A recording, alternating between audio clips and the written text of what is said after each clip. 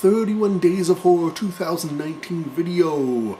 Leslie is sleeping because I need to catch up on movies, so I got up and I checked out Messiah of Evil. Yes. Interesting film.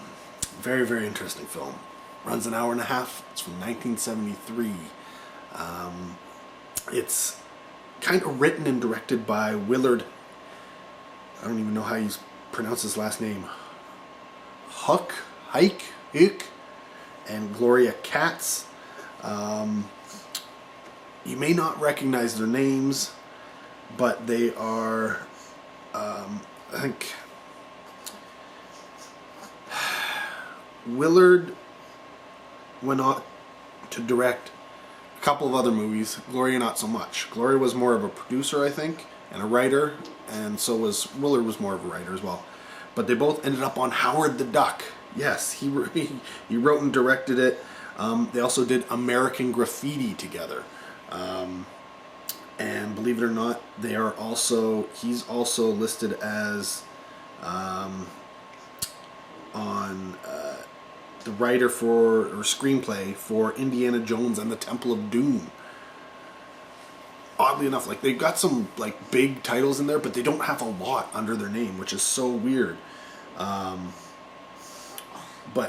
it's all good. Now the film, the film is about a young woman played by Mariana Hill. Now Mariana Hill has been in a few things, probably most known for High Plains Drifter, the Clint Eastwood Western. But she's been in a slew of other stuff. And after this film, she went on to do The Godfather Part 2 a couple years later, and she was Deanna Corleone. And then after that, she did, a lot of these actors did a lot of television stuff, one-offs, cameos and such. But she actually went on to do some horror films after this, with the Astral Factor, Schizoid, and the ever-popular and often requested to go, like on Blu-ray and video and stuff, Blood Beach. Blood Beach, as far as I know, I think the elements for that one have been lost, but that's another story. But she's going to, what would you say? She's searching for her missing father, I guess. So she hasn't seen him in a while, and she's going to this small little town on the coast where he's supposed to be living, and he's not at home, and she can't find him. And then she ends up hooking up with this trio of people who were looking for her father's works.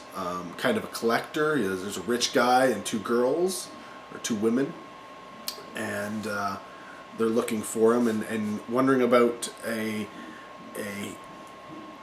this tale, this folklore about a blood moon.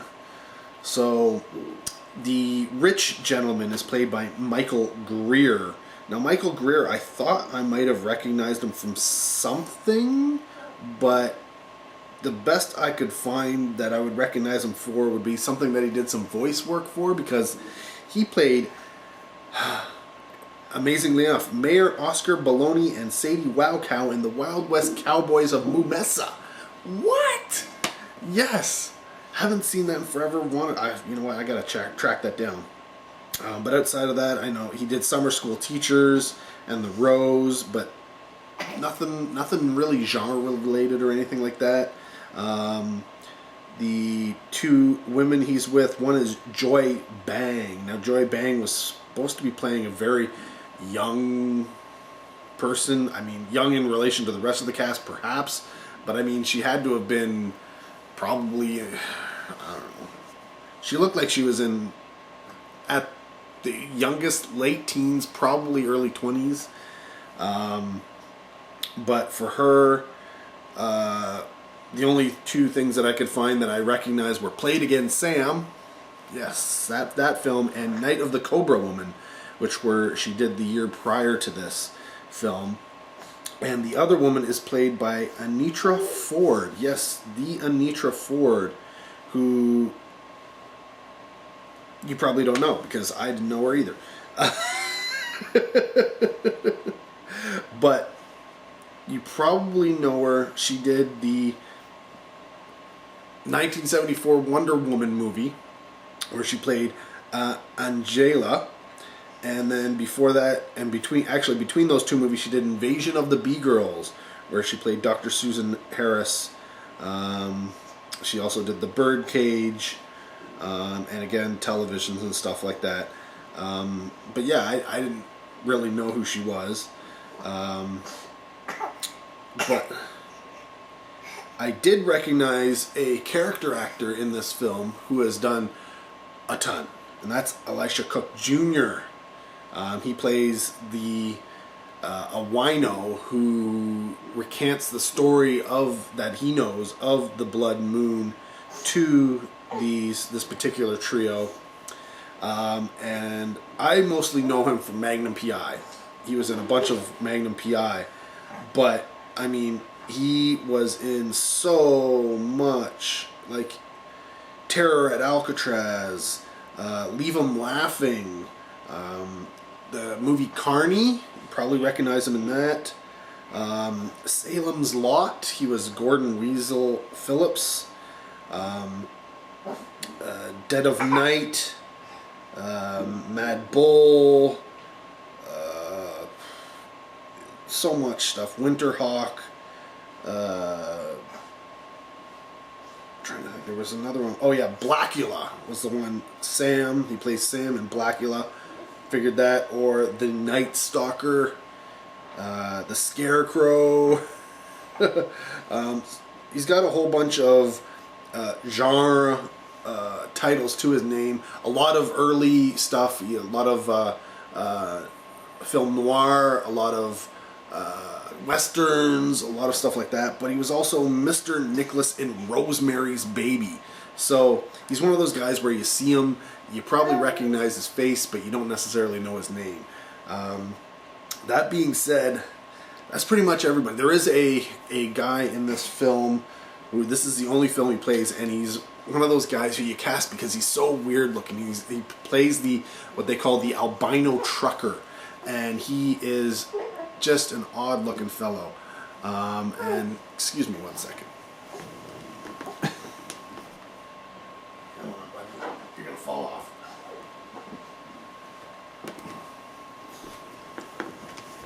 Alright.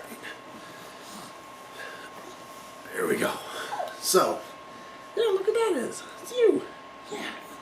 So, yeah, this film. Yeah, so this group of people, essentially living out of the one woman's father's house, start trying to piece together things. There's a diary of sorts left behind by her father, and they all read it, and about his descent into madness, and eventually they start getting, seeing weird things and stuff. I will leave it at that. We'll just say that there are strange things afoot in this little town. In terms of scariness, it's not really scary. The film opens with an absolute, it doesn't even make any sense. A scene that doesn't make any sense whatsoever with the film. Whoa. Did you see that? The ghost guy fell over. With a guy running, and he stops and he's panting, and then a gate opens to a backyard where a young girl is sitting at a pool, and he goes over there, and this guy's like probably in his 40s, and he makes like a gesture like he wants to be, seduce this young, and I mean young girl, like really young, which is sick, and then she pulls out a straight razor and slits his throat, and that's it. It has nothing to do with the film whatsoever. This is the scene they used to draw you into the film, and then it's never talked of, spoken of, related to at all throughout the rest of the film. yeah, it's not a scary film. The scares are kind of at best. They could have used better music and sound. The gore, it does have some blood. It's kind of, red paint type blood. Red paint type blood. Yeah. We're talking like old school type. Gonna try and scare you with the blood. And even James here was just like, ha ha ha ha ha, that's not scary, that's not even blood. Ha ha ha ha, I use that for finger painting. Yeah. It was, not there. But at the same time, the film doesn't really give you anything. It doesn't. It teases you and makes you think you're gonna get some nudity. No. It teases you and makes you think that it's gonna be scary. No. It teases you and thinks, hey, we're gonna give you some kills and gore and stuff. No, not really. The kills are kind of off screen, and then you get some of the blood. Okay. And then it kind of teases you with the story in general and never really explains anything until you get to the very, very, very, very end of the movie and you learn about what the heck is going on. And it's just one of those things where it's like, okay, like this had a lot of the makings of what I thought might have been a vampire movie. I mean, you get a guy, rich guy shows up. He's got two girls on his arms type thing. It kind of has that vampire trope. It's got this woman going to a place and people are dying. Could be vampires. There's a lot of talk about people being found dead. And a lot of stuff happens at night. And I'm like, okay, it could be vampires. Could be vampires. Then okay, maybe it's not vampires. Maybe it's like cannibals. Maybe it's like I don't know, zombies. Maybe it could be like, name anything out there. Could be anything. And the only thing you have to go on is this little story that they mention, once by the wino about the blood moon and how many long time ago this black man in black came to the town. And then weird stuff started happening, and the blood moon happens every 100 years or so, and so yeah, and that's about it. And it's just, you just watch it's so weird. It doesn't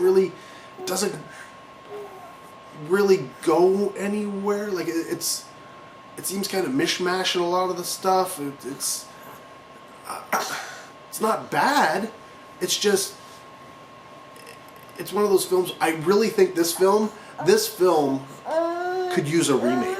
This film could use the concept, use the whole idea and what's going on here, remake it, and you could do such a better job with the same story. Essentially, change up the screenplay a bit, put a baby smell in your mouth, and you just go with it. But yeah. This film has good potential in terms of being a pretty crazy and scary film, but they just didn't really pull it off. Maybe it's because it was the early 70s. It does have that that slowness to it, but it doesn't really have any payoff. It has almost kind of leanings towards like a Satanist movie type thing, where Satan is the devil is the creature behind. Maybe he's the Men in Black or something that's being spoken of. But yeah, it really doesn't have any payoff until right at the end, where you sort of have the climax of the film, which is okay, it's decent, and then it gives you that last scene where it's essentially telling you what the heck you just watched, and you're like, oh, okay. I kind of get it now. So, yeah, stick with the film. Watch it and stick it with the film and watch it to the end, and you'll be like, okay, I have a little bit more appreciation for this film. I kind of enjoyed it. It was a little different. Like I said, it was kind of a head scratcher. I didn't know what was really going on. Right, buddy? We didn't know what was going on. But yeah, I don't know if I would recommend it to most people. Most people would probably find it slow. B, find it confusing, and C, not really get much enjoyment out of it because, you know, like this is for your horror diehard fans who just love everything about the horror and want to, you know, just breathe it all in. And like I said, this is one of those films where a remake of this film would be a good idea. Brilliant. I think you could make a fantastic film with... Yeah, I'm making my own little gore film here. You're spitting up all over Daddy, aren't you? But yeah, if I was to rate this film, I'd say it's probably a 2 out of 5. Technically, it's not all there, but it does have an okay story, and the acting for what it is okay. But yeah, it's almost 2.5, but I'm gonna go knock it down to 2 because there's some, you know, sound problems with it. And it's not because of the Blu-ray, it's because of the recording, the way they did it. Lighting problems, things like that. But all around, it's not bad. It's a decent film from the 70s, you know, 70s horror. I'm surprised I hadn't seen it before. Maybe I had seen it before, and maybe I probably only saw bits and pieces of it growing up, and that was about it. And yeah, it was just too boring for me, so I never watched it. Yeah, I mean, you didn't watch it. You fell asleep. Yeah, you did. But yeah, it's one of those films where it's not an easy recommend for anybody, but if you give it a go, watch it till the end. That's all I can say. Watch it till the end, and you know, the wait will pay off, I think. There you go. More 31 Days of Horror to come. So keep watching. Let me know if you've seen the film down below and what you thought of it. Keep it spoiler free as much as possible. Till next video, take care. Have a good one.